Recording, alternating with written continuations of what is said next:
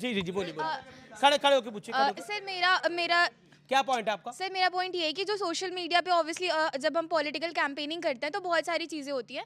Opposition party एक बहुत बड़ा यूट्यूबर है, उसकी वीडियोस को कहीं ना कहीं प्रमोट करिए और चीज़ें करिए जो कि एक सर प्रोपोगेंडा क्रिएट करे डिक्टेटरशिप का।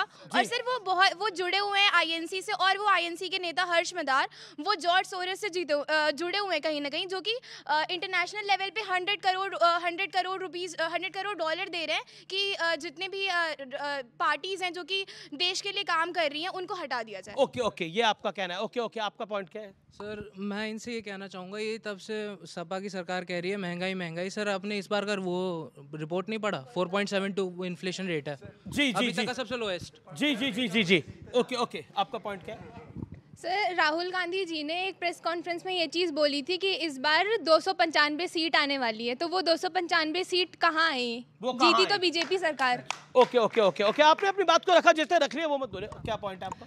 सर राहुल गांधी जी ने बोला था कि जब उनकी सरकार आ जाएगी तो रिजर्वेशन 70% कर देंगे, तो क्या उन्हें टैक्स भी उन्हीं 70% लोगों से नहीं लेना चाहिए? सरकार तो उनकी आई नहीं है, पर ठीक है, ये एक पब्लिक व्यू है।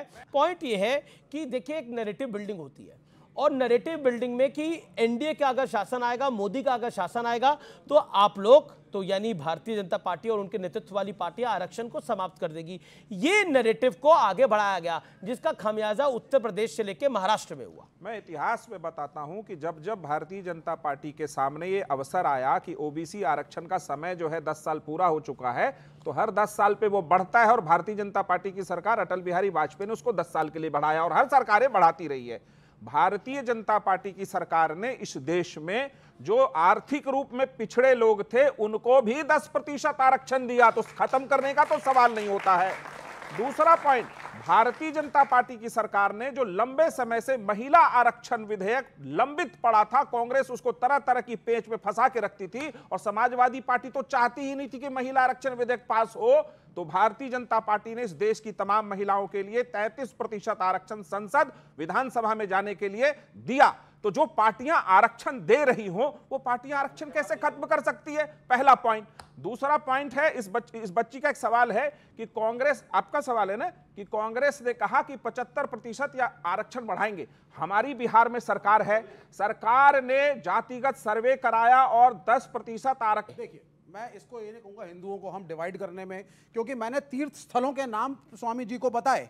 रामेश्वरम, क्या वहां भी पीडीए था? नासिक, वहां भी पीडीए था। चित्रकूट, भगवान राम की मूवी, वहां भी पीडीए था। अयोध्या, वहां भी पीडीए था। नहीं, डेवलपमेंट की बात थी। मैं अयोध्या गया, वाराणसी आपके चैनल के माध्यम से गया, उसके पहले 7-8 मैं जिलों में पूर्वी उत्तर प्रदेश के घूम करके आया। अगर आप बाहर के बिजनेसमैन को ला करके अयोध्या की दुकानों के ठेके दे दोगे, वाराणसी के ट्रॉलर्स दे दोगे, और लोकल्स को जॉब्स नहीं मिलेंगी, 4-5 किलोमीटर में दुकानें तोड़ोगे हाईवे बनाने के लिए, और अयोध्या के नागरिक को मुआवजा नहीं मिलेगा, तो वो आपके खिलाफ वोट करेगा। एक सेकेंड,